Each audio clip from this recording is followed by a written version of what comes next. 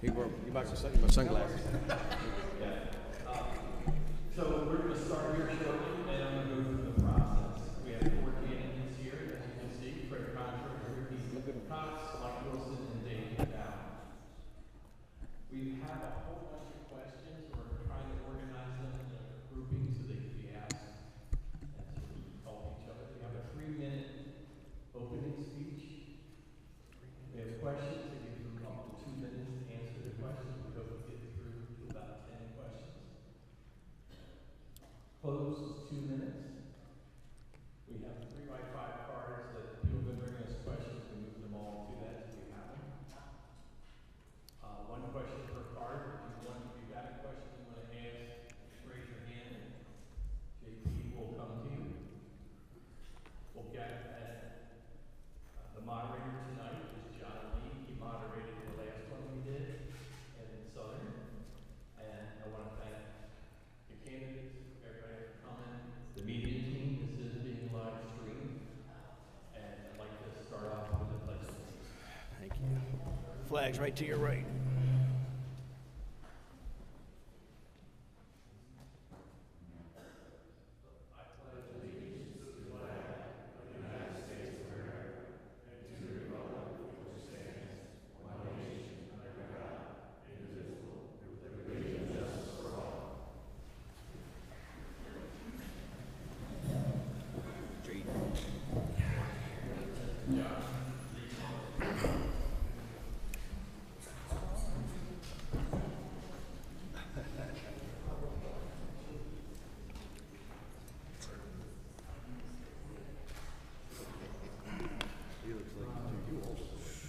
I don't know if it's a maid. Yeah. All right, gentlemen, all right.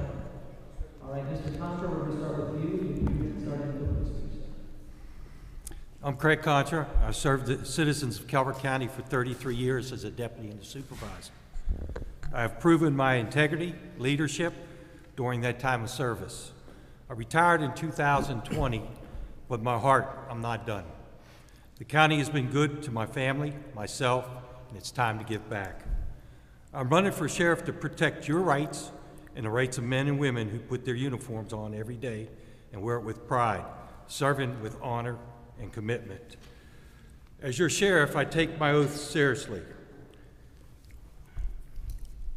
I will protect your individual liberties, your rights, and I will not enforce any unlawful mandates. There's 5 pillars that I'm running on. The first one are drugs, and everybody knows we have a drug problem.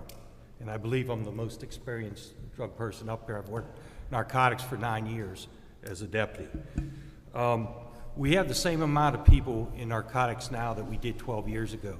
So we need to beef that up. We need more technology in there. And also, we need to split it to a major and a minor. A major group would go ahead with the wiretaps, the surveillance, and so forth. And a minor group would do the buy-bust search warrants. My second thing is community policing. You know, it's time for us to get back into neighborhoods. We have lost contact with the citizens of Calvert County. So we have a plan called Deputy Adopts a Neighborhood. And that deputy is going to go in that neighborhood at least an hour of his tour. He's going to talk to people, find out what the problems are, and try to take care of the problems before they go any further. Same thing with the guys in the shopping centers. They're going to get out of their cars, they're going to walk in the stores, they're going to meet the owners, they're going to give them their business card, and if something happens, they'll call them. I think that's the best way to go ahead and get back with the community, because right now, everybody can see we're falling apart from each other. The third thing is schools. Absolutely, I think we were the first ones on the candidates to say about we want to put a deputy in every school. We also want to do active drills for active shooters in schools in the summertime. And we'd like to do it with the teachers. We also want to go in there and teach the kids run, hide, and fight. That's the universal thing that they teach everybody in schools now. So we definitely want to do that. Also want to have a sheriff advisory board. And on that board's about 10 or 12 people. And again, I think our group was the first. I've been preaching a lot of this for the last 8 years, the last 2 times I ran. We want to get from the people, what are we doing right? What are we doing wrong? Thank you, Mr. Conner. Mr. Cox, 3 minutes. I would like to thank everybody in attendance tonight and the Republican Central Committee for hosting this event. This is our second one and 6 of many. You being here tonight and streaming live means that you care, and you care about the future path of our county. My name is Ricky Cox, and I'm seeking your vote to be the next sheriff. I prepared myself for this position for the last 22 years of my life, first graduating from Calvert High School with the criminal justice pathway, second United States Marine, leading combat Marines with 2 tours in Iraq. Thirdly, using my GI Bill and getting my education was very important to me. And lastly, I serve as a captain at the Sheriff's Office, and I have commanded every bureau in that agency to include special operations. My mission, my entire adult life has been dedicated to public service. I put the people first here in Calvert County my entire career, earning 2 medals for valor. I promise the men and women that work at the Sheriff's Office, I'm going to put them first, not working any other jobs, but focused on you in this room, and I'm focused on the men and women that work there. Schools is my number 1 priority. Many candidates talk about school safety, but I'm passionate enough about it. I became an active shooter instructor, teaching many students and faculty along my career, and I think we need to get back at that. Drug epidemic. Major crime is down, so let's put all our resources and battle this drug. We lose too many people every year, and we need to battle that. And my plan is called the All In campaign. Improving our relationships with fire EMS, and I'm also, a lot of candidates talk about they care about it, but I became a volunteer fireman myself, and we need to improve the communication with those folks, and also we need to implement integrated training with them. Protecting the rights of every citizen is very important to me. I think COVID has taught us a lot, and I think it's taught us, we need to have more education, and so we're making the right educated decisions when we're out there protecting people's rights. My vision for the Sheriff's Office is comprised of long and short-term goals for the detention center also. We must change the culture, the tone, and the climate. Implementing a succession plan and putting in place, where do we want to look like 5, 10, and 15 years? Let's have a plan in place, and we're going to stick to that plan. And really important to me, too, is mentoring programs. There needs to be a formal process laid out in place to identify and develop future leaders at our Sheriff's Office, and I think that's very important. Hoping and praying that we pick the right people and we're going to develop is really not a plan. My values. I've learned my values in the United States Marine Corps, and leadership principles is very important to me. I value troop welfare. Having more ways to monitor mental health is very important. Monitor it, not talk about it, but monitor it. I value training. If we fail to train, we train to fail. We have to start training, implementing a real training program at our Sheriff's Office and training for our citizens out there. I value community involvement. I would like to see more police-led community events out there, and just not a national night out, but more community events and fostering better relationships.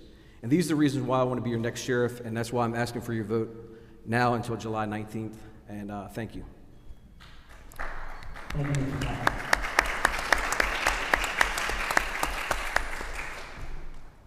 Mr. Wilson, your opening statement, 3 minutes. Good evening, everybody. My name is Mike Wilson, and I'm running as a Republican candidate for the office of the sheriff. And simply the reason I'm running is I want to keep this county and I want to keep you safe. I want to keep you safe in your homes. I want the citizens of Calvert County to feel safe in their homes. I want to keep you safe on the roadways of county. Any of you driving up and down Route 4 in this county now see the wildness is a good adjective, I guess, to use of how people are driving up and down the highways, and a lot of people in the county are killed, either on the highway in an accident or drugs too. So, and I certainly want to keep you safe, and I want to keep your kids safe in the schools. I think that if anything has not come up in any of these forums, sheriff's forums or commissioners' forums, it has been school resource officers. It has been active shooters, and it has been the incidents that have occurred throughout the country in schools. So I know that a huge concern to the citizens of this county are keeping their kids safe in schools. And I think there's ways to do that. Right now, there's school resource officers and there's deputies in some of the schools, but I think if we take a look at the department and look at what's important to the department, I think kids will be a #1 priority. And I do believe that there's a way to put deputies in all these schools without raising the taxes of payers. I've lived here for 33 years. I'm married. I have 4 kids, 9 grandkids. I'm a United States Air Force veteran. I was a military police officer in the Air Force for 4 years. When I got out of the military, I joined the Maryland State Police Academy. I was a trooper for 23 years. 7 of those years were down here at the Prince Frederick Barrack, and then I traveled all over the state. After retiring in 2011 from the Maryland State Police, I became a police chief. I'm the only candidate up here that is a police chief and that has run a department. I'm currently a police chief. I've been with the Maryland Capitol Police, like I said, for 12 years. We have 209 employees with the Capitol Police, and I manage a $23.5 million budget up there. While I was chief of the department, I decided to go back to college. I went to Johns Hopkins University. They have a police executive leadership program. It's a very good program, nationally recognized. And I studied and did a bachelor's degree in business management. And then I went on and did a master's degree in organizational leadership. And I did that so that I could be effective and a better police chief and more educated and a rounded person. Communication is the key to success. I believe that you have to be open and be able to effectively communicate with people to do the job of the sheriff down here. I think you have to be accountable. I think you have to hold your deputies accountable. That's it. Thank you. Thank you, Mr. Wilson. Mr. Mcdowell, opening statements, 3 minutes. Good evening, everyone, and thank you for coming out, and to the Central Committee and the members here at Company 6, thank you for hosting this event. I am Dave Mcdowell, and I will tell you a little bit about myself first, and then I want to talk about my plans. I have been serving as a law enforcement officer in Calvert County since 1991. I'm a proud member of the Sheriff's Office. I am currently the Assistant Sheriff. My career has been very rewarding, serving you, the public in Calvert County. I've done many things and have a lot of gas left in the tank to carry on with that endeavor. My campaign is really not so much about me, but it's about people. It's about the 15,000 kids that attend our public schools and keeping them safe. And we've all talked about that up here on this dais. You know, the fact that we're even having discussions about what we should be doing and haven't done really is a travesty. And we have to work with our partners at the Board of Education who really control a lot of what happens in the schools to make inroads. And as your sheriff, I will do that. I will establish those relationships. In fact, case in point, within the last 2 weeks, through the efforts of Corporal Glenn Libby, myself, and some others, we are now able to access live feed cameras within the schools, not something that we had before. Many other things will prevail on that. And, you know, our school resource officers are a lot more than just a force defender, a threat defender. They are mentors, role models, coaches, and to some of those kids, maybe the only positive thing they have in their lives. Safety on our roadways. Last year, the Sheriff's Office alone investigated 841 crashes. That's too many. Our seniors drive on those roads, our teen drivers are on those roadways, and we have to slow people down and bring some sanity back to it. Partnerships in the community, absolutely critical for me, absolutely. Like some of the other candidates, I too will have a robust community engagement policy. I will have a sheriff's council of my own that I will take advice from, that I will meet with quarterly, and they will be the first people that I show my budget to. So when we go before the commissioners, I have buy-in from the community to pay for the resources that will keep you safe. Drugs. The drug epidemic it's touched too many lives in our county. It's taken too many lives in our county. We can't arrest our way out of it. We have to have education, early intervention, prevention through our schools. We have to educate bosses and spouses and family members on what to look for. When we do have to arrest people, we want to go after the dealers. We want to go after the dealers, and we want to work with the state's attorney to make sure their sentences matter and that they are put away for dealing that poison in our community. When they're in our detention center, they can take advantage of the over 13 programs there offered to give them resources to take with them on board when they get out of jail and integrate back into society. And they know they have a lifeline back to the counselors that they met there. And lastly, you know, we face a lot of challenges moving forward, and experience is what's going to matter to get us through it. Thank you.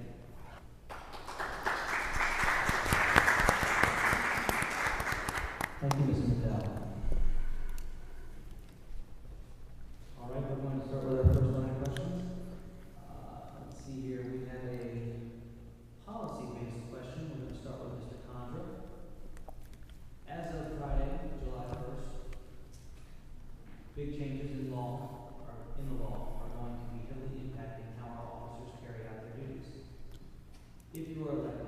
what policies do you plan to implement to protect deputies from liability during the performance of their official duties? I think the biggest thing we have right now is the body cameras, because video don't lie. If they say you did something, you look at the video and so forth. Policy changes, we're gonna have to keep an eye on the high-speed chases. If it's just for a traffic violation, why kill somebody to chase somebody for that? There's a lot of things that I think we need to cut back on. The vehicle chases is a big one. It's a big liability. The second thing, we got the review. The review people, the citizen review board, I like to take them through a civilian police academy, so they kind of get to know what we're doing and so forth. And I also like to get them to do some ride-alongs and get them to shoot, don't shoot, so they kind of could realize what we go through.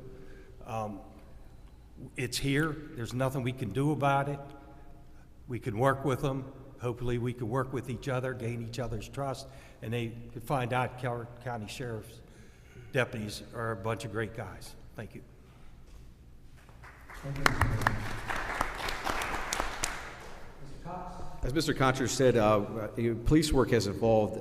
I've been in almost 20 years doing the job, and we have to stay up with the times. Like you say, policy is changing. We had the review accountability boards that have been in place July 1st, and we just announced the people that are on the board to this current time. But I think that training, I've been preaching about it, training is very crucial and very impactful to the way we're working with the academy, and make sure we're getting the best training, so we're putting our officers in the best situation. They're educated, and they're following the rights of people, the laws, and policy change. Like we have a lot of officers out there, and we had a very liberal chase policy out there for many years, but now we have to start looking at protecting the citizens on our roadways, and also our deputies responding to calls. Also, too, my assistant Dave Payne and I, we instituted the camera system on. I think we were the first agency to institute that here in Southern Maryland, and it's worked wonders, because a lot of the complaints have really stopped at the doorways when we allowed people to come in our office and review them. And we officer did so and so did this, and well, the video is not showing that. So I think that really has cut down a lot of complaints on officers. But it's not a real good position to be in as a deputy, because you've been doing things so much the same way, and as the way law enforcement goes. But we have to stay up with the times, we have to keep evolving, and we have to implement our training program at our sheriff's office to keep our officers up to speed on those new laws and our new policies that are going to be changing, just to keep up with the times. Thank you.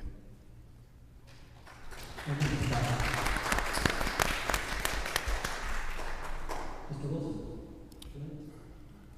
There's going to be a lot of policy and procedural changes in every department in the state of Maryland as a result of House Bill 670, the Maryland Police Accountability Act of 2021, that goes into effect July 1st.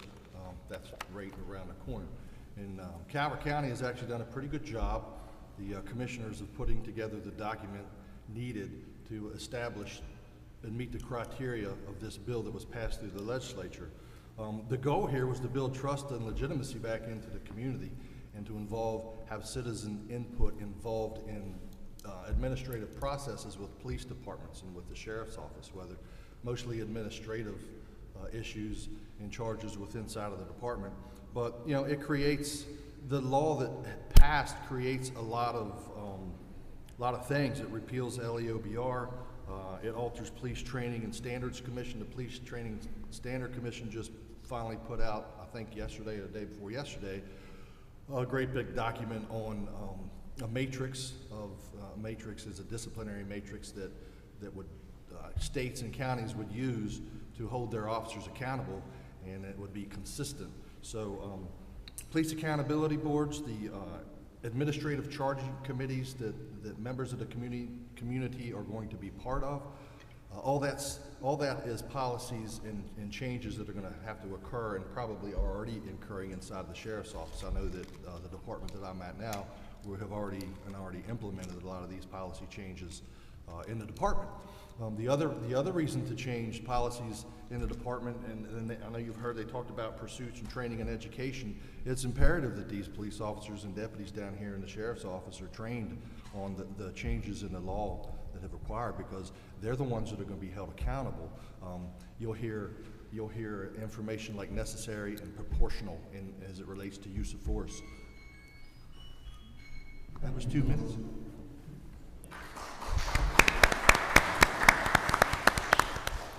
Mr. Mcdowell. So I'm glad to tell you that we began policy revisions months ago to adapt to what's coming July 1st. And our pursuit policy was one of them. We met as a command staff, and our policy is pretty sound. And the basic impetus of it is that when the pursuit becomes more dangerous than the offense, then the pursuit is called off. People understand that if you come to Calvert County to commit crime, you are most likely going to get apprehended, and you're going to due process of justice will occur. And we don't want that to change. We don't want to send a message that it's okay to come to Calvert County and do crime because we're not going to chase you. But again, when the chase becomes more serious than the offense, then yes, the pursuit will be terminated. And there are many policies and there are many adaptations that are going to occur. The fortunate thing is the large percentage of our patrol deputies out there are very young, and they've all been through the Southern Maryland Criminal Justice Academy in recent years, and they do an excellent job of preparing them for the changes. They all wear body cameras. We have a very robust officer professional standards who hold people accountable when they do make mistakes, and we train our deputies. We train our deputies on how to interact with the public, and they do a fantastic job. They do a fantastic job. Our citizen complaints, even in a society where it's almost popular to make complaints against law enforcement officers, we don't have a lot of complaints. And when we do, they're very minor in nature. And we review body cam footage every single day to make sure our deputies are doing what they're supposed to do when they're supposed to be doing it. And that will not change. That will not change. We will evolve with these new laws like we have in the past. And, you know, I've been around for 30 years, and I've seen a lot of changes come out of the Maryland General Assembly that we've had to adapt to. I was around before they had to wear seatbelts, before that was even a law, or helmets when you ride motorcycles. And that all affects law enforcement. So, thank you.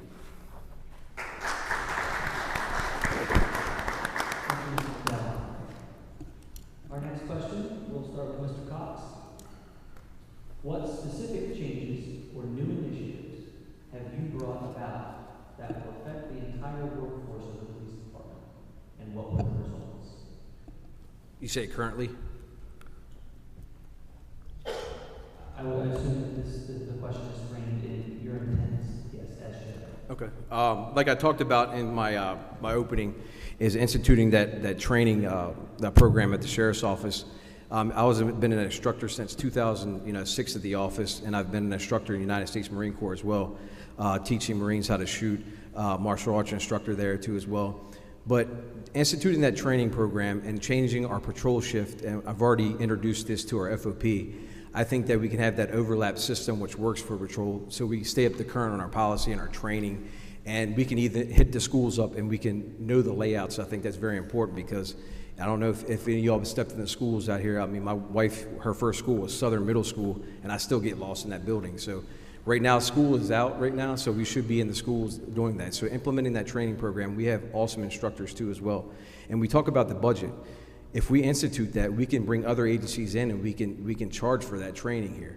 And I think that's very important too, because we don't have to spend as much training. We can extend our training budget, and we can train our own deputies here in our own county. And I think it's very important, rather than just going to that annual in-service annually. I mean, it's also too. I want to get the community involved as well too. I want to implement back. I was part of the first Citizens Police Academy, and I think I want to bring that back as well, because you out there can join, you can do it, and you can kind of get a perspective of what we deal with every day: shoot, no shoot situations.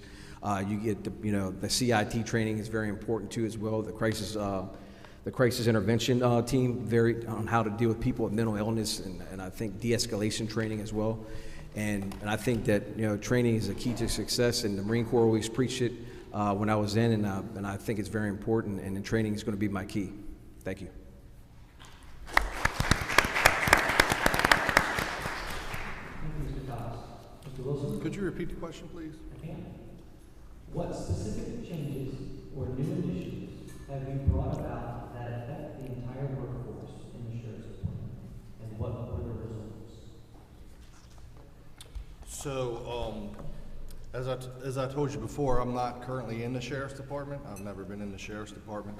So, you know, it's hard for me to talk about changes that I haven't implemented changes in the Sheriff's Department. I can tell you that I would not make any knee-jerk decisions when it comes to change if I became sheriff of this county.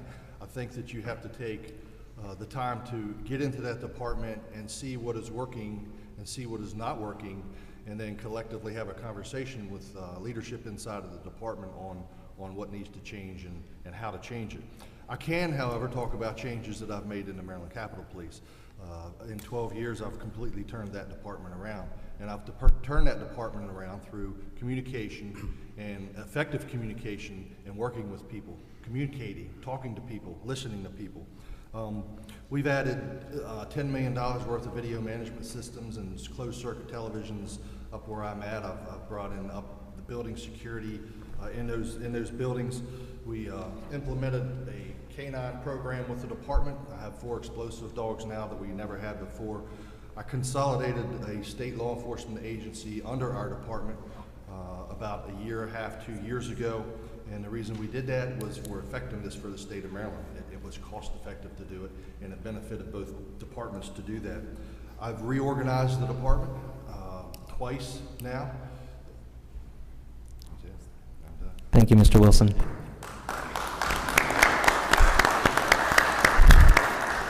Take a moment to thank the candidates for being very respectful of the time limits. Thank you very much. Mr. McDowell? Thank you. I've been very fortunate in my career to be trusted and given opportunities to make change. I was a founding member of our mountain bike unit. There was 2 of us. We had to go out and seek donations to buy mountain bikes and equipment back then. We now have 10 or 15 members and a budget to pay for that. I was the first intelligence investigator for the sheriff's office. We never had a criminal intelligence investigator, and I was fortunate enough to take on that role and make some really good changes. And we had a significant problem with outlaw motorcycle gangs at the time, and we were able to take care of that. I was the first child abuse and sex crimes investigator in the sheriff's office, and stood up the first sex offender registry. And I'm not good about taking credit for those kind of things, but I know there's a time and a place for everything. I spearheaded the initiative for what we call prior service credit, which means law enforcement and correctional deputies who come to work with the sheriff's office can get up to 3 years of prior service credit that gets put onto their retirement time. They have to pay for those years, but they pay for those years at the time that they came in the door, whatever their salary rate was. Like I came in at a certain year, and when prior service happened, I paid for those years at my salary rate at that time. We implemented a drop program, deferred retirement option plan. I was fortunate enough to spearhead that group, and we brought about change that affected everybody. One of the things I'm most proud of is recently spearheaded an effort to allow retirees' spouses to remain on their health care when they retire, and that included all county employees, not just sheriff's office personnel. So imagine a county employee retires at the age of 65, their spouse is somewhere close to that age, and they no longer have retirement benefits. Well, we changed that. And most recently, I'm proud to have been a part of the work group for the market adjustment pay enhancement. Thank you. Thank you, Mr. McDowell. Mr. Contra. A couple things. When I was working at the sheriff's office, I helped start the first narcotics section. That was back in 1990, and I also helped develop the warrant service squad, which we became #1 in the state of Maryland for the best squad, and we also got the Maryland Award for being the best supervisor. What I'd like to do for change-wise, once I get in there, I'd like to sit down with each bureau and talk to the subordinates, talk to the supervisors, and talk to the commanders, and then sit down with the commanders and figure out what changes we need. Several changes I'm thinking right off the bat is, on my opening statement, is community policing. We need to get back with the people. Staffing our road patrol properly. We're always short on road patrol. We need to staff them. They're the heart of our sheriff's office is road patrol. They're the first ones that show up on the scene when you call.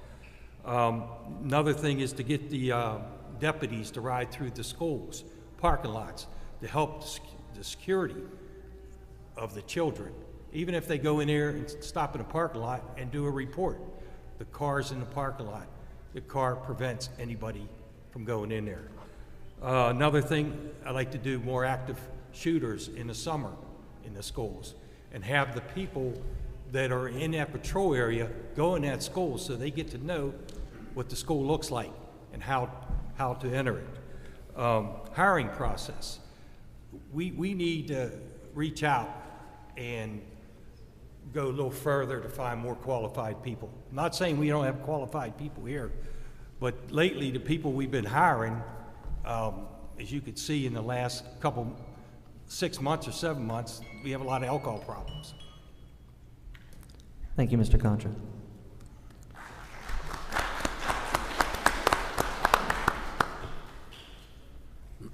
Continuing with our policy and management questions, we'll start with Mr. Wilson. After putting your number 2 or your lieutenant in place, if elected, what would be your next priority?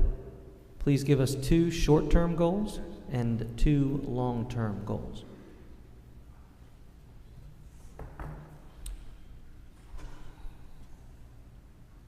Short-term goals for me going into the Sheriff's Department, my number 2 that I have chosen is back here, Pete Spalding. He's a retired captain from the Maryland State Police. He headed up the administrative hearing committee with the state police, so he has a lot of experience in the House Bill 670 and the Police Accountability Act that was passed. So for me, you know, treating deputies inside the department fairly and equally is hugely important. That would be one of the first changes that I make, is to ensure that the guys inside the department are treated fairly and consistency, and get rid of some of the favoritism and bias that's in the department as it relates to promotions or as it relates to going into some kind of a specialized unit. Those are some of the short-term goals. You know, the Accountability Act is going to help solve a lot of that stuff with the police matrix, the disciplinary matrix. It's going to be consistent. So the decisions that the sheriff or a chief makes as far as holding officers accountable in the department will be there as well. Some of the long-term goals that I would look at are recruitment and retention. I think that there's a real problem down here in the county with recruitment and retention. I think Calvert County Sheriff's Office is probably the lowest paid police department or sheriff's office in Southern Maryland by a lot, not just a little, even though the county employees just got a 70% pay raise. You know, so did a lot of other jurisdictions around the area, to include the state. So how are we supposed to retain and recruit qualified officers to come down here and want to stay down here and work down here without the pay or the compensation that is deserved? So I would look into the recruiting aspect of it as well. I think diversity within the department is another thing that. Is that it? Diversity. Thank you, Mr. Wilson. Mr. McDowell. Thank you. My assistant sheriff is Bobby Jones, and he is here too. He's a retired captain from our agency, and he is now the director of the Southern Maryland Criminal Justice Academy. And I'm very excited about the possibility of him coming back to the office to put his talents and skills to work. 2 short-term goals. First one is to meet with my entire staff. When there's a change in the sheriff's position at the sheriff's office, and I've lived through a few of them, there's a lot of uncertainty, there's a sense of instability, there are a lot of unanswered questions, and people know that the change is coming. And when that happens for me, I'm going to meet with my staff. I'm going to ask them what their expectations of me are. I'm going to ask them what their desires are, and I'm going to tell them what is going to change on the front end and what my expectations are of them. And I want them to understand that no matter what, I have their backs. I have their backs, not just for our deputies out on the street, but our deputies in our detention center and our civilian staff, that working together, we will make the change and we will make things better than they already are. Second short-term goal would be to meet with leaders in the community and ask them what their expectations of the new sheriff are, and tell them what my expectations are of them, because it has to be a true partnership and we need to work together. I will lay out my plans and ask them for their input on it. Long-term goal, I would like to establish two things. I would like to establish a robust and sincere health and mental wellness program for our personnel that would include a paid medical professional of some degree on staff to be there for them, to help them to get through what they need, to offer, even if it's taking wellness days where we do heart and hypertension checks, things of that nature. Second thing long term is I want to open an office of community affairs. I want to have 2 or 3 deputies assigned just to community relations. Thank you. Thank you, Mr. McDowell. Mr. Contra. My short term, again, is to sit down with all the commanders and then the supervisors and the rank and file and find out where we need our manpower. I think that's one of the biggest problems we have, and we need to put the manpower where it needs to be: road patrol, narcotics, and CIB. The second short term would try to tell the guys, and this is a new playing field. Everybody, and I've been there several times when we got new sheriffs, everybody's scared, like what's gonna happen? To sit down and explain to them, say, look, it's a clean playing field. Everybody's on the same level. No one's better than anybody else. So we're gonna sit down, we're gonna do our jobs. That's all I can ask you to do is your jobs. If you need help, let us know. Long-term, one is promotions. Right now, from sergeant to first sergeant, you have an interview with Dave McDowell and the sheriff. That's too biased for me. They know who they want. We want to get an outside agency, and we want to do it right. Give the outside agency everything and say, give me the numbers. Who's first, who's second, who's third, and this row of 5 they have got to go. We'll go number 1, number 2, number 3, number 4. And my second longest goal is to get myself in every community in Calvert County to talk to the people. Let them know me. Let them ask me questions. As you could tell, I'm not the greatest speaker. I'm great on one-on-one. And I'm not a talker, I'm a doer. If we get a plan, I'm not going to sit there and talk it to death. We're going to do it. We're going to get a plan together and we're going to do it. Thank you. Thank you, Mr. Contra. Mr. Cox. My second in command is going to be Dave Payne. Nothing better than that guy. He's a Marine like myself, been through a lot of training, been overseas, dealt with foreign nationals just like I have. So we've got a variety of different things that we bring to the Sheriff's Office. He's an instructor. He's a retired captain at the Sheriff's Office. He's been a captain in every bureau of that agency, as I've been a commander on every bureau of that agency. And we have really good working knowledge of what goes on there, civilian and sworn. So we can hit the ground running, and we know the current needs now of our Sheriff's Office, and we know the current needs now of our community. And I think that's very important moving forward as the new sheriff. My short-term goals, I've touched on this in a couple of different forms, but right now the deputies are evaluated on a stat point system, and I think that creates the quantity policing. I want quality policing. So if we get rid of those stats and we let the supervisors evaluate their own people, just like I did in the Marine Corps, your supervisor evaluates you just like he should out there on the road. And that's going to create teamwork, I believe. It's going to create teamwork, and it's going to get the deputies out there. And I want everybody, even in the TAs, the business community and our neighborhoods to know the deputies by first name, and I think that's going to improve it because right now they don't get a point for going through the neighborhoods or on your stat sheet. So, short-term goal too also is to implement that training program, and I think we need to do it. I think that annual in-service training is not enough, and we have the resources available that we can do it and we can implement it now. Long-term goals too, I've touched on this as well. I want to introduce the grant-funded health care program for the sheriff's office employees and the deputies as well. And if it is hiring a health care professional and it's grant-funded, and includes mental health, nutrition, substance abuse, and marriage counseling. I think marriage counseling is a big thing there because in our line of profession we have a high rate of marriage divorces and problems, and I've helped mentors some deputies and even at my church with their marriages, and that's what I plan to do. Thank you. Thank you, Mr. Cox. All right, our last policy and management question. We'll start with Mr. McDowell. What plans do you have for the community action team? How do you plan to make them better? Community action team. Well, so the community action team was Lieutenant Colonel Tom Hedgel's concept several years ago, and it put deputies out in the communities in a more upfront role and a non-enforcement role. We want to take that and make it better. Our deputies right now work a 12-hour shift, so every other weekend they work a Friday, Saturday, and Sunday. That's 36 hours of time. During that 36 hours of time, they will have to allocate 3 hours to citizen contacts. And the community action team can play a part in that. They can organize events to where these deputies can show up.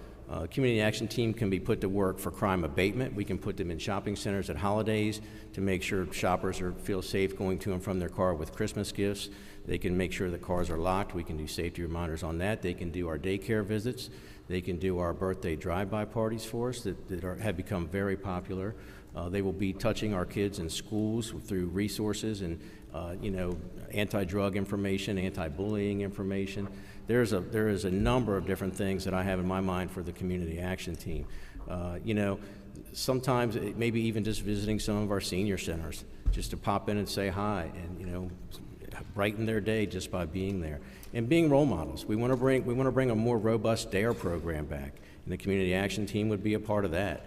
We lose the opportunity when we can't get into the schools to teach DARE to get to our kids when sometimes they're the most vulnerable and get resources to them on board to stay away from drugs and know what to look for. We've had a lot of success with the DARE program in the years, but the schools have made it harder for us to be in there. That's something the community action team can do. Be a presence on the boardwalk, be a presence in Solomon's, be a presence in the Ranch Club. The Ranch Club needs a more high visibility presence down there. They really do. We can put the community action team down there. It's a spread out area, and it's very difficult to be visible down there sometimes. Again, anywhere that we can be visible, anywhere we can make a positive impact on our community, that's what the community action team will be doing. Thank you. Thank you, Mr. McDowell. Mr. Contra? Well, community action team means communities. They should be in the communities.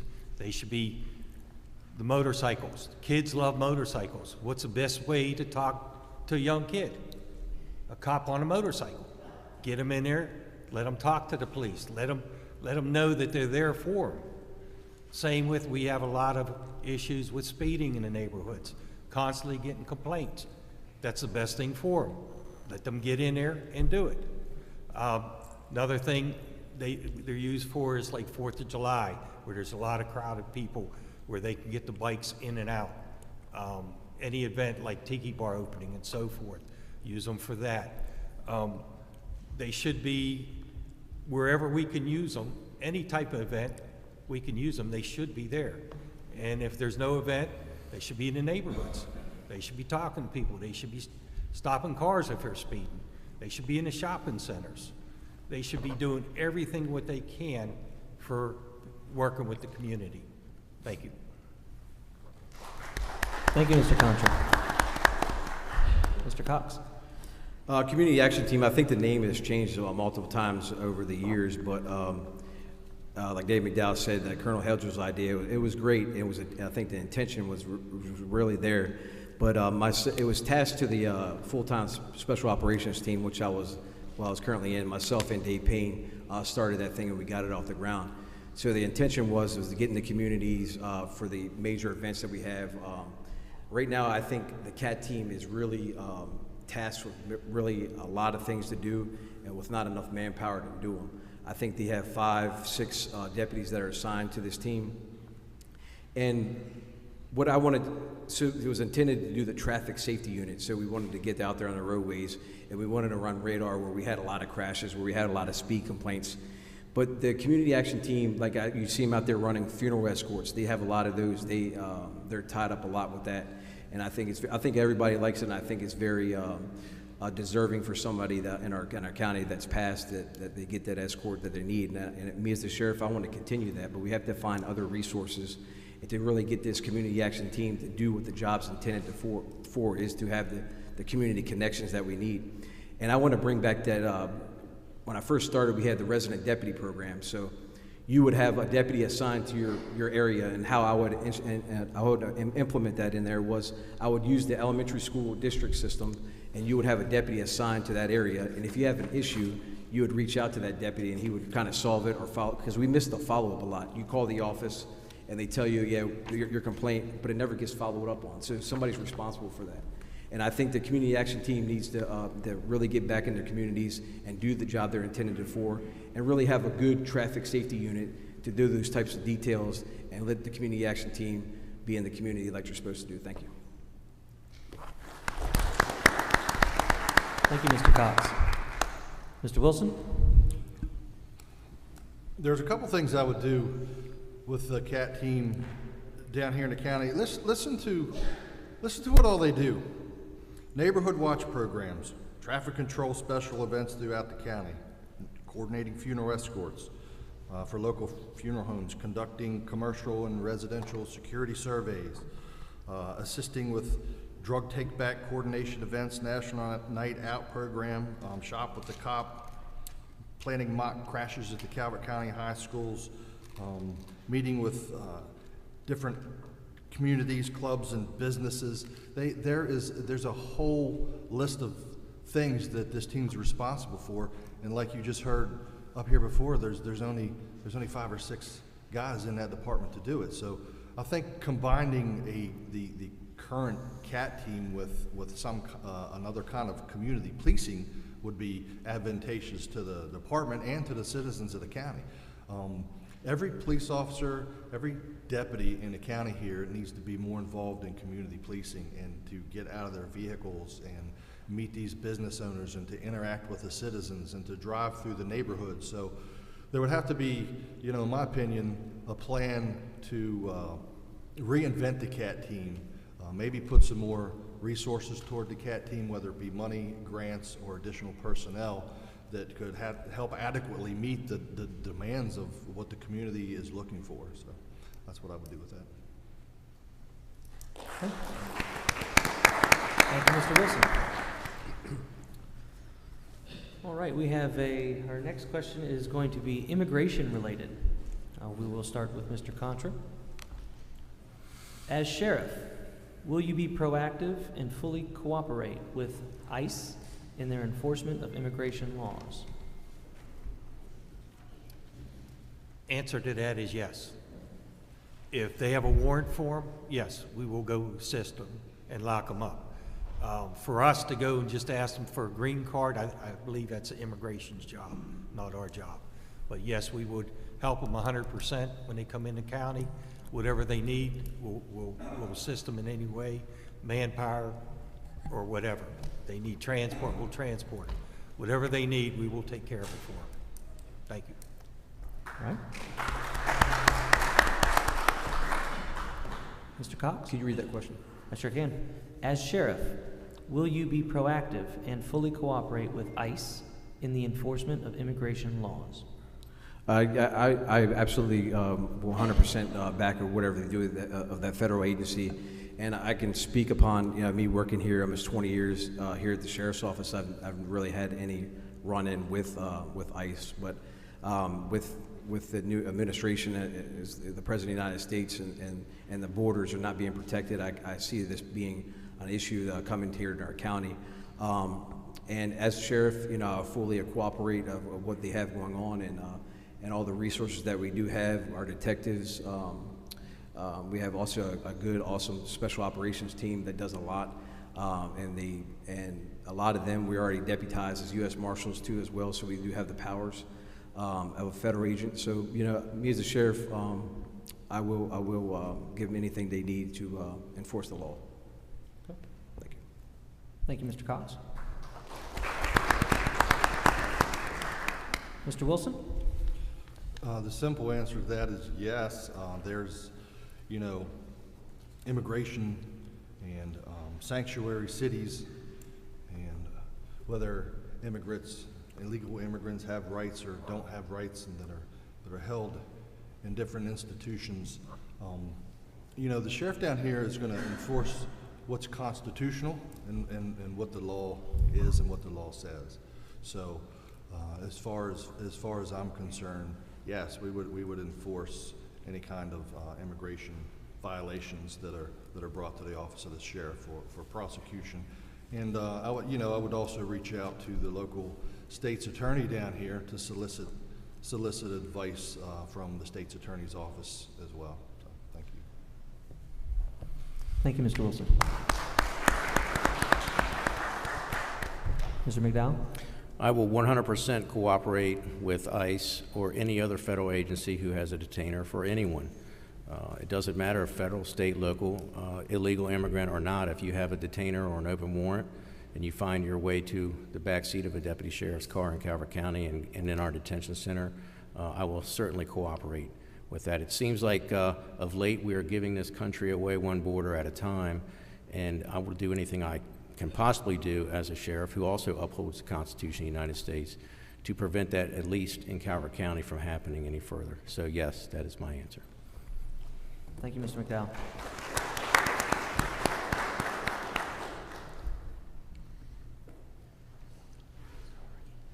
All right, our next question is related to election fraud.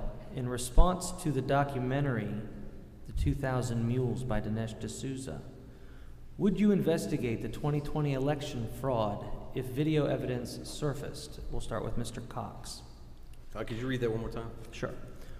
Would you investigate the 2020 election fraud if video evidence surfaced? Absolutely. I mean, if we have evidence that laws are broken, as the sheriff of Calvert County, we're there to enforce laws, and if a law is broken, then we will investigate it to the fullest. And I will present the facts that we had at that point to the state's attorney's office and get their insight. Like we do any other call. And everyone in every case is treated equally in the utmost professionalism, and I expect that out of our deputies and our detectives, and I expect that of our citizens. So along, that with being that question, yes, if we have evidence that law is broken, yes, we will investigate it. All right, thank you.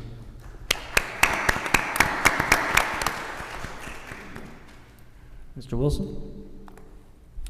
Yes, I would enforce election law violations. I mean, it's another law in the state of Maryland, a constitutional law that should be enforced if there's a violation in that arena.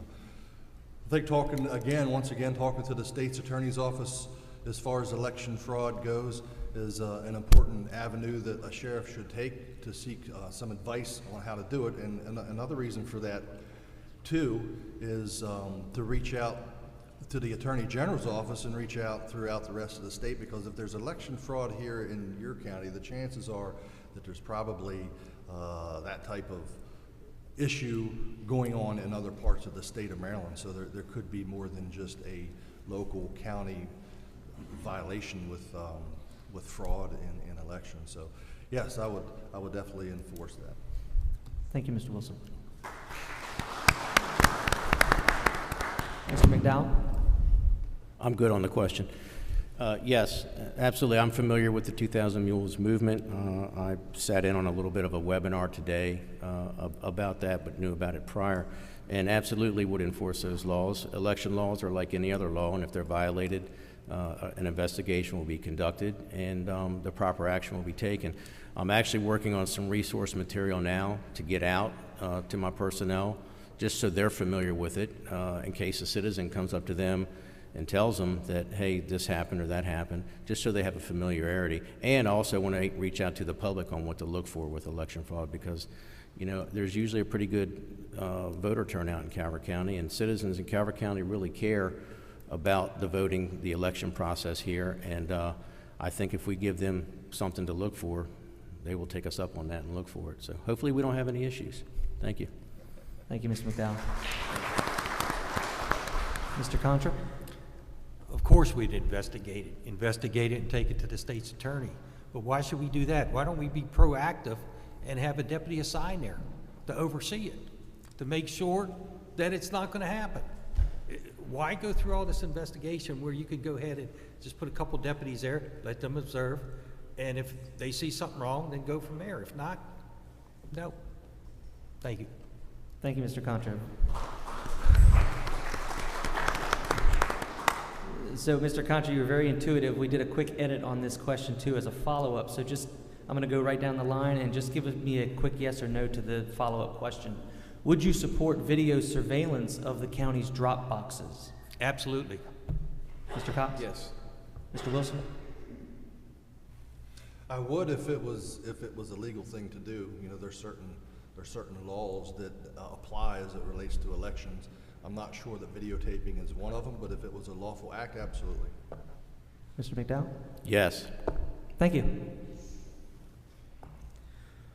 All right, moving on, we have some constitutional questions. We will start with Mr. Wilson.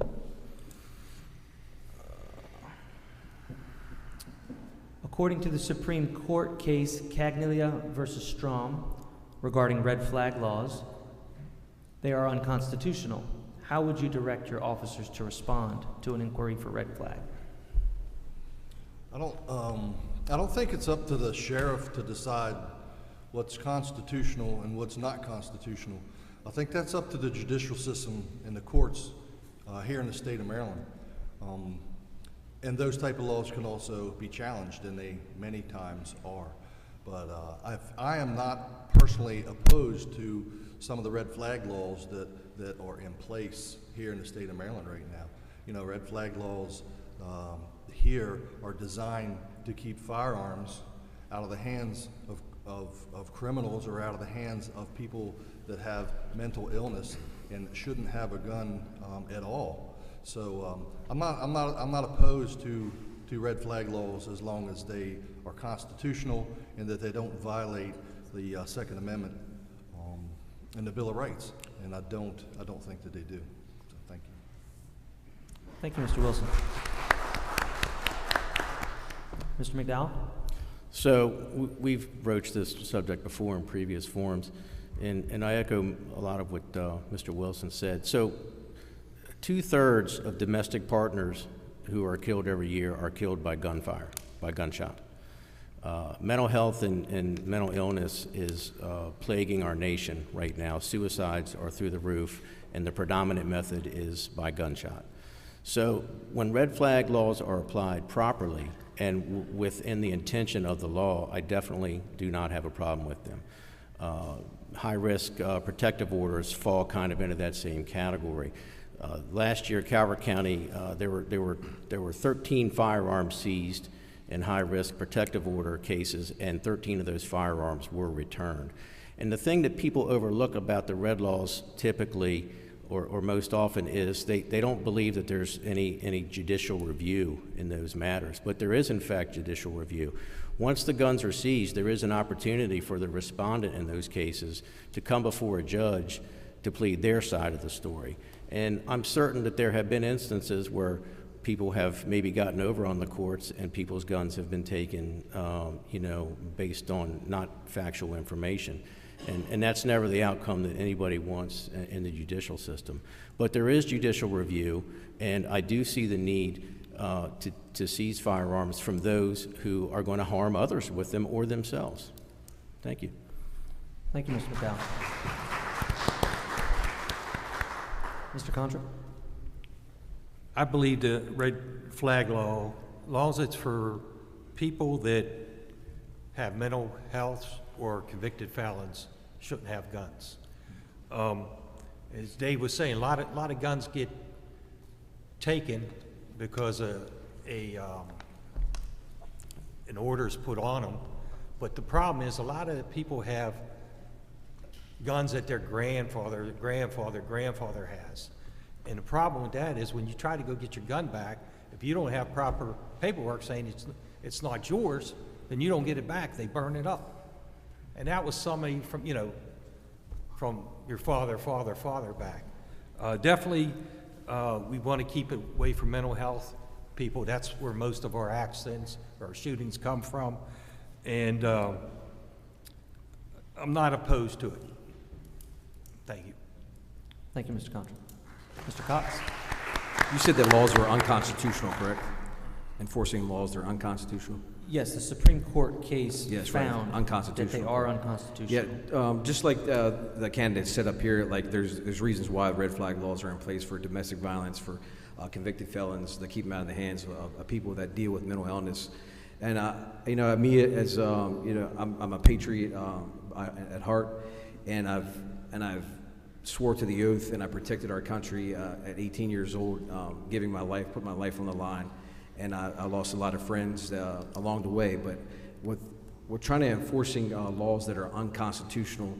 Me as the sheriff, I would do everything in my power to protect the citizens in Calvert County. A quick look at my history, I revealed I've always stood up to protect and afforded all these rights of every citizen, and I've had, and you get my career can speak for itself. And then this includes the protections of each citizen that lives here, federal and state governments that may attempt to trample on those rights, and I do believe on that. And I will be the sheriff to stand out in front and protect your God-given rights, constitutional rights. And I want to touch on too, if this is happening here in Calvert County, I think it's going to happen throughout the state. And I want to lead a unified front with the Maryland Sheriff's Association and get their input, get some legal advice too as well, if we're doing the right to calls. If we are, get the deputies the right amount of training, and to keep this up to speed on these red flag laws, and make sure we're making the right informed decisions out there. Thank you. Thank you, Mr. Cox.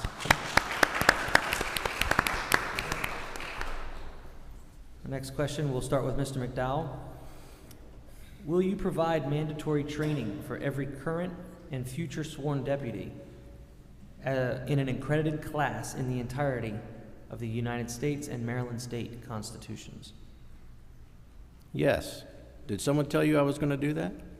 Because that's my plan. Yes. I'm kidding with you. Yes, absolutely.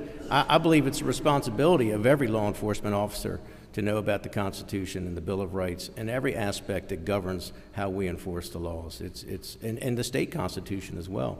We touch on those things in entry-level training, but most officers don't really truly understand that, and most citizens, unfortunately, don't really understand what the Bill of Rights are or even what the Constitution says. And it's a shame that we're not in a better place with respect to that. So anything I can do to proliferate the knowledge of those articles that govern our society, I am all about.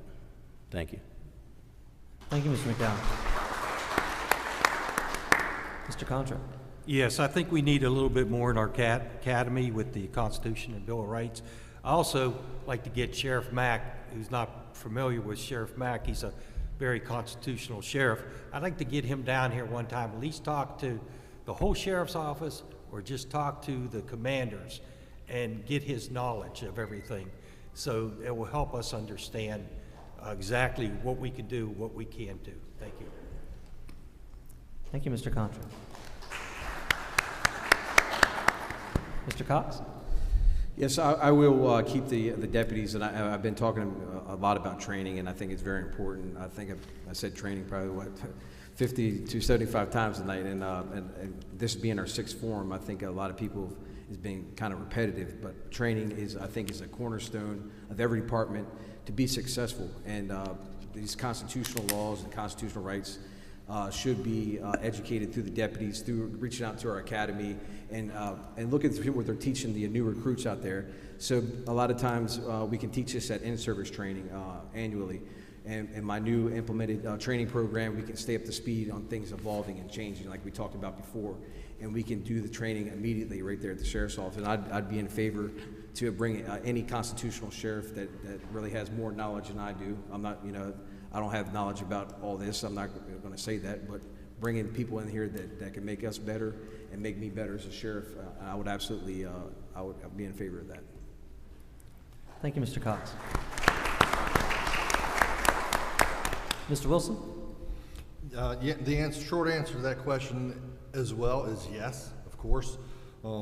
Every police officer, including myself, has taken a personal oath before God and before our fellow citizens to uphold the laws of the Constitution, the United States Constitution, and to the Constitution of Maryland. So, of course, it's imperative that the police officers and deputies that are out here on the street enforcing the laws of the state of Maryland have a great understanding of constitutional law. Just to give you an example, with where I'm at up at the Capitol Police, we deal with several hundred rallies and demonstrations every year that relate to anything controversial that goes before the legislature. And part of the training that we put in together for in-service training up there was training on First Amendment rights, and what you can and what you can't do, and what is a First Amendment right, and when do you step in, and what is a public forum. And officers have to know what they are. They have to know the Bill of Rights. They have to understand the Constitution, because there's no other way to enforce the law without getting yourself sued, without knowing backwards and forwards, both of those, the U.S. Constitution and the Maryland Constitution. So, thank you. Thank you, Mr. Wilson. Our next question, and we'll start with Mr. Contra. Another constitutional question regarding the lockdowns, not of the past, but of the possible future. Considering that President or Resident Joe Biden, whichever you consider him, has claimed there will be another pandemic, and the lessons we have learned from this one, will you again direct officers to inspect businesses for compliance with unconstitutional mandates and arrest citizens? Well, I can tell you, I'm not the mask police. If you're in a business and you don't have a mask on, and it's a private business, then yes, we'll have to enforce it. We'll have to ask you to leave. If you're out in the open, you don't have it on, we're not the mask police. With the stores being closed, I'm not closing stores. Why do we let Walmart open, Wawa open, and all the mom and pop store gets closed down, and they go out of business? Why? What's the difference if somebody goes in there, or somebody goes into Wawa, somebody goes into a mom and pop store? There's no difference. I don't believe that they should close their doors. I don't believe if you don't want to wear a mask, you don't have to. I don't believe if you don't want to take a shot, you don't have to. I took the shot, I'll admit it, but I don't force it. My son didn't take it. He don't want to take it. He don't know what's going in his body. He don't want it. Thank you. Thank you, Mr. Contra. Mr. Cox? Like I said in my intro, I think COVID really taught us a lot, because I think this is the first time, in my life, and I think a lot of people up here that dealt with a pandemic, and I think a lot of the decisions were made were rational, or we didn't know what was going on, so they were trying to do it with the intention to protect people. And me being my opinion on it, I think the mask mandates and shutting stores down really hurt businesses, and I know a lot of business owners that are still suffering from this today. Yeah, I'm a member of the Chamber of Commerce here in Calvert County, and I know that a lot of them businesses out there are really struggling, and if they enforce another shutdown due to COVID, I mean, it could put a lot of people in a lot of bad spots in business and shut them down. So me as the sheriff, I would not enforce mask mandates or force businesses to close down under these circumstances, but we have to be smart about it, and we have to be educated, and we have to work with the health department and make sure we're making the right calls there, and reaching out to the Sheriff's Association and what they're doing, and what the sheriffs all around the state of Maryland are doing as well, to make the best educated and informed decisions for the citizens of Calvert County, and I stay strong on that. As sheriff, I'll stay up to date on the current events and laws and trying to enforce these, but this is protected under the First Amendment, under the Disabilities Act, and we were trying to shut stores down and stuff like that, so it is protected there. And just my opinion on it, I feel like if you have any underlying circumstances as far as health goes, you should be wearing a mask, or if you want to wear it and you think you're protecting yourself, I think it's up to that individual. And it's not the job of the Calvert County Sheriff's Office just to be point blank on it. And I will do all my power I will do to protect anybody, as I've done my whole career here, serving my country and the Sheriff's Office. Thank you. Thank you, Mr. Cox. Mr. Wilson? This question has come up before in the past. The short answer for me is no, I would not enforce any unconstitutional laws. With that being said, you know, and COVID did change everything for us. It changed everything for not only law enforcement, but for you all as citizens as well. Never before has any of these constitutional issues been challenged so much, and it's because personal freedoms were taken away. Your personal freedoms were taken away as a result of executive orders and as a result of mandates with mask wearing and limiting the number of people in public and closing down businesses. So I don't believe that it's a constitutional thing to do. I wouldn't force anybody to wear a mask. I wouldn't force anybody to take a vaccination.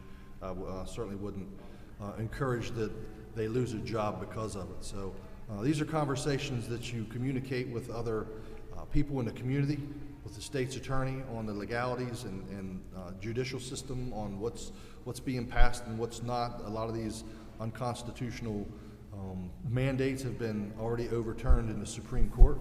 So, you know, we have to be educated on a lot of those mandates and a lot of those federal court decisions on what to do or how to move forward. But no, I don't believe that it's the sheriff's responsibility to enforce any of that. Thank you, Mr. Wilson. Mr. McDowell? I've been paying attention to the responses. Will you repeat the question for me, please? I sure can. Oh, I already put it away. Oh, sorry.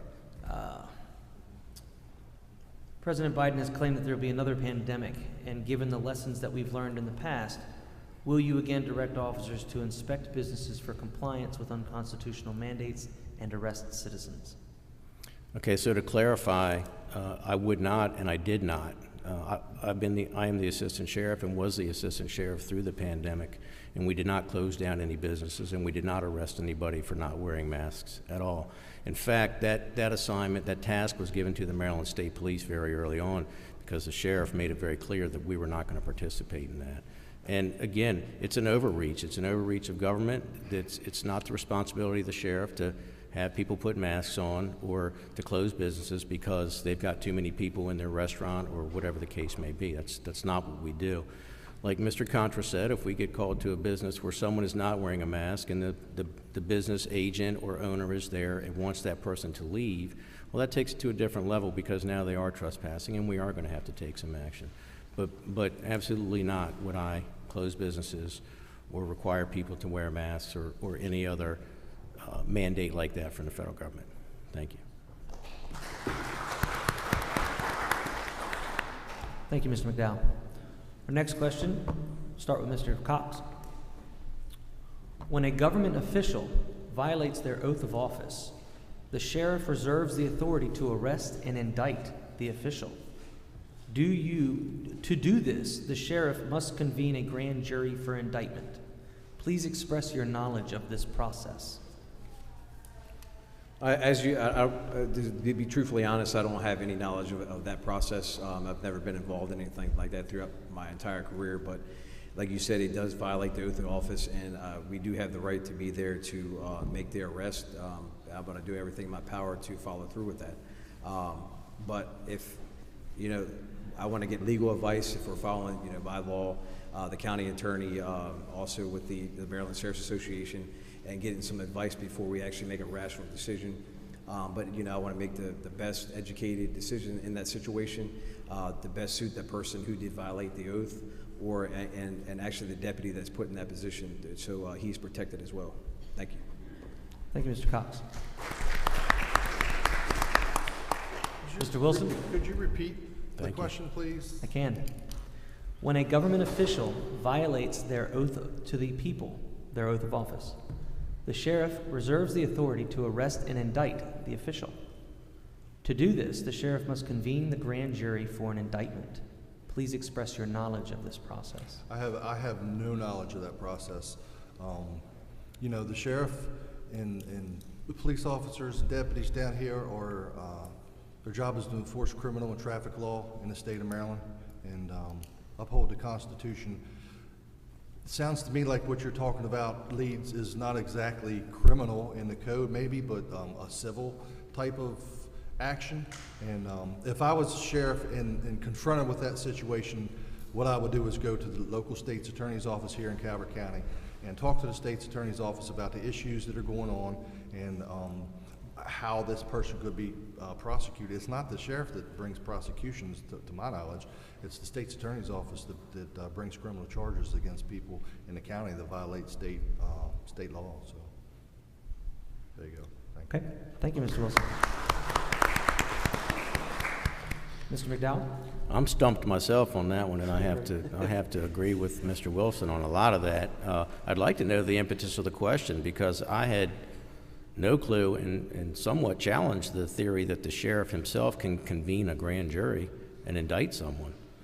Now, if a deputy sheriff violates their oath of office, then absolutely they'll go through due process internally, put through the sheriff's office for whatever infraction it was that equated to the violation of the oath of office, and the proper disciplinary action would be taken. But as far as convening a grand jury for another official, I'm not going to try to fool anybody here. I can't answer that one either. Okay, thank you, Mr. McDowell. Thank you. Mr. Contra? I'm sort of in the same boat as everybody else. The only thing I would say, I'd take the information that I had to the state's attorney and see if there was enough to prosecute him on that. If so, then go through the indictment process. The indictment process is basically a bunch of people, citizens from the county. There's usually maybe 15 or 20 in there, and you basically go in there and you tell them your story. And then you leave, and then they decide whether they're going to indict or not, and they let the foreman know. They come out, and if they indict, then you get a warrant for the person. Thank you. Thank you, Mr. Contra.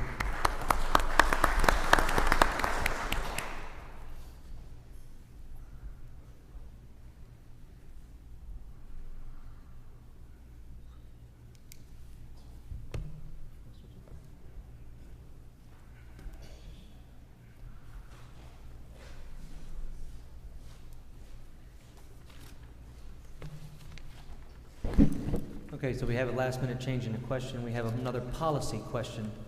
We'll start with Mr. Wilson. Please cite one policy or observation of sheriff's duties that distinguishes you from other candidates. Repeat the question. Please cite one policy or observation of sheriff's duties that distinguishes you from the other candidates. Well, I think the primary duty of the sheriff down here is, like I said, to enforce criminal and traffic law and to protect the courts, transport prisoners back and forth from the courts. You know, I'm a police chief, so I have the ability to run a department. The policy of running a department, run a sheriff's department, and what it takes to run a department. So that's how I'd answer that question. Okay, thank you, Mr. Wilson. Mr. McDowell? So the sheriff, and only the sheriff, not a deputy sheriff, has the authority through the Constitution of the United States to stand up a posse if necessary to defend the county against whatever threat or augment the sheriff's resources in any public safety need that arises that he deems necessary to do so. That's my answer. Thank you. Thank you, Mr. McDowell. Mr. Contra? You know, mine's going to be short. I take my oath to the Constitution very serious, and I will protect every individual in here, their liberty and their rights. And that's my answer. Thank you. Can you repeat the Cox? question, please? Yes, sir, can. Please cite one policy or observation of sheriff's duties that distinguishes you from the other candidates? I wouldn't call it a posse, but what I want to develop here at the Sheriff's Office is a reserve unit. We have a lot of retired folks that live here, a lot of military that live in our county, and I know a lot of them that have a lot of good training, that had served in medics and combat and stuff like that. And if we can bring those people onto the Sheriff's Office as a reserve unit, if we are dealing with situations where we need more manpower, if we were overran or any situation that we needed immediate assistance, we could have those people on call.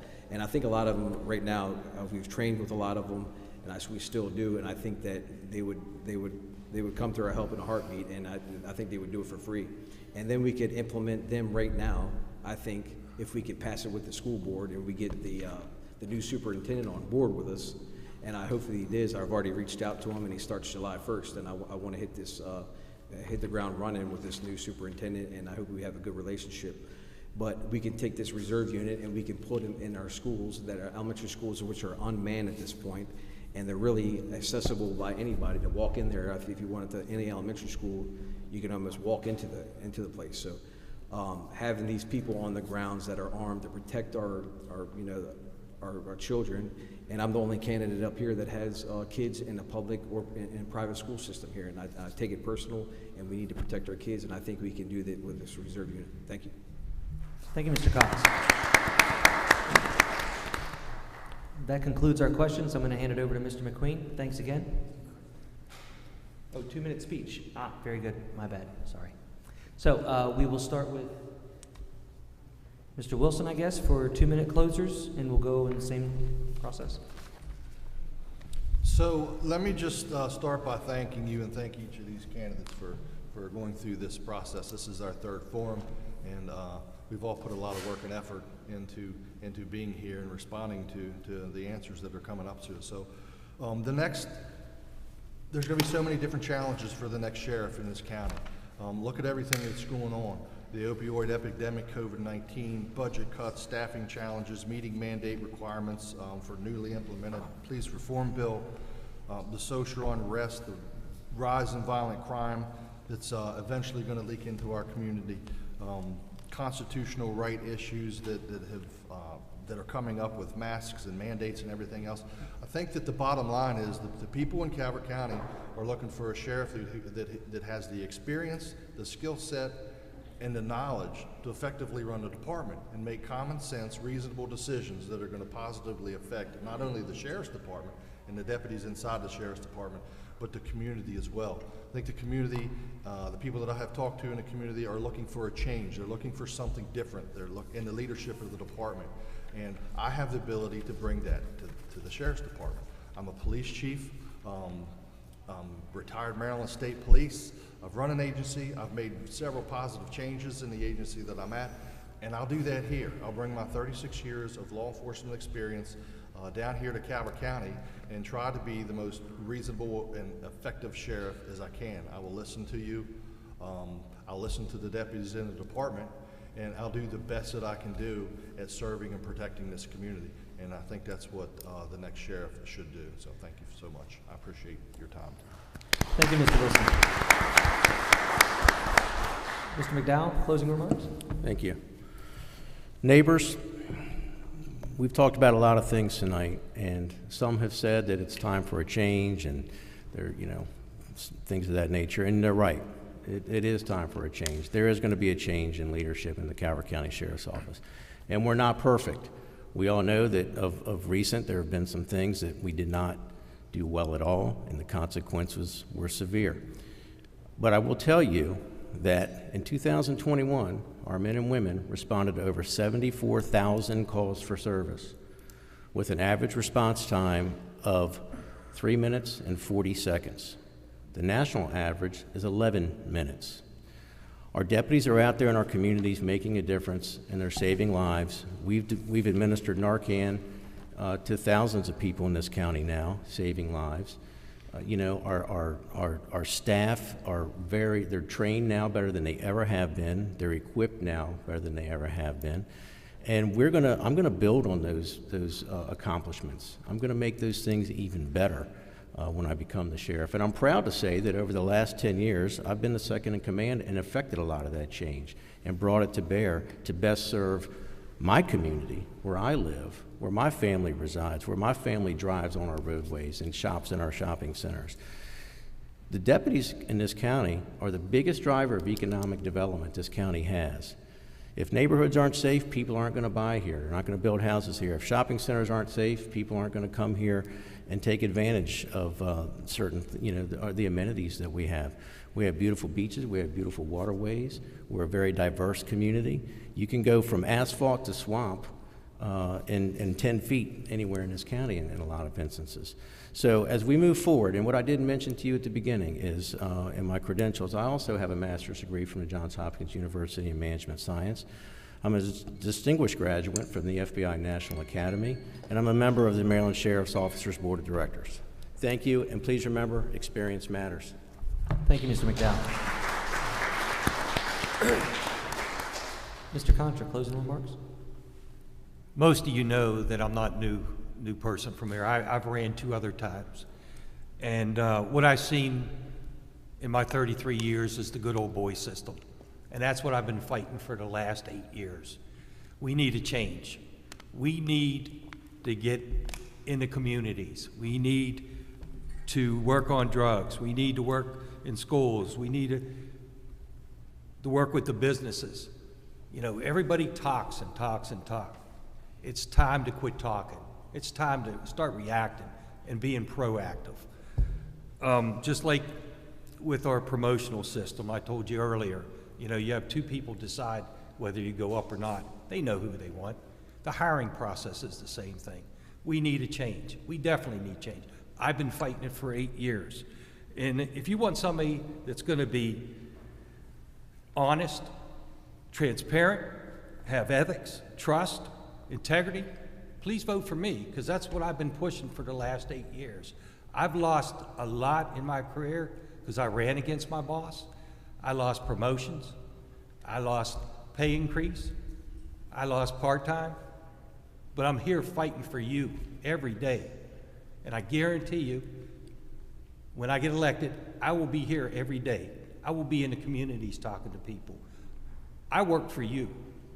And that's what I want everybody to understand. I work for you. Thank you. Thank you, Mr. Contra. Mr. Cox, closing remarks? Again, thanks everyone for coming out tonight and tuning in live. For the past 15 months, I've worked really hard in my campaign, listening to the true needs of our community. And I know the needs of the Sheriff's Office, and I know the needs of and the experience does matter, but the right experience. For the last 22 years, I've prepared myself to be your next sheriff. I've been to a lot of high-level command schools. I got my degree. I worked in, and what I've learned, every community leader has been a builder. They build our community to unite the common good for everybody that lives here. Good community leaders are not only willing to find flaws, but they're willing to find real solutions and roll their sleeves up and go to work every day. And I promise you, I will be that sheriff. I will be involved in our community, making connections that benefit our youth, our businesses, and community leaders, and I promise you that. I'm gonna have our deputies being more engaged in our youth and coaching and inspiring our young ones. And Keith Hicks was my dairy teacher in 5th grade, and he's the reason why I wear the uniform today, because he was in and inspiring me every day. His uniform looked good, and that's where I wanted to be, and that's why I'm sitting in this chair today, because of Keith Hicks. And we need to bring that back into our school systems, the DARE program. I've been criticized by higher command at the Sheriff's Office through my campaign that my ideas are too costly. But I think a little bit of forward thinking, understand me on this, a little bit of forward thinking and managing our manpower correctly at the Sheriff's Office, we can do a lot of this without spending a dime, and I believe that. And I truly do believe that, and I know it can happen. As you drive home tonight, I want you to remind yourself that I'm the only Republican candidate up here tonight that was born and raised here in Calvert County, has kids currently in the public and private school systems, has commanded every bureau in that Sheriff's Office to include special operations, has combat experience leading troops in battle under fire. This, that has worked my entire career here at the Calvert County Sheriff's Office, has received 2 medals for valor while serving the citizens of this county. I actively coach youth ball teams and inspiring our youth myself. I'm not taking this office for a retirement job, and for these reasons, I ask for your Republican vote now until July 19th, 2022. Thank you. Thank you, Mr. Cox. This is, excuse me, this is the end of our forum. This is the last of our forums that the Central Committee has put on. I want to thank the candidates for coming and listening. We didn't get to all the questions, but a lot of the questions have been answered before. Remember, this is on video. Go to Calvert County YouTube, and you'll see all videos of all the forums that were done this year. And there's quite a few. That includes the one that is going on right now. There's another BOE forum that is at the college. It will be online, so you won't be missing it. You can go see it on the same channel. So the BOE commissioners and sheriffs videos are all up there. Please look at them before you vote so you can help make your decisions. Thank you for coming tonight. I appreciate such a large crowd and people that care about their country. Thank you. Thanks, James. Thank you. Thank you. Thanks, Lou.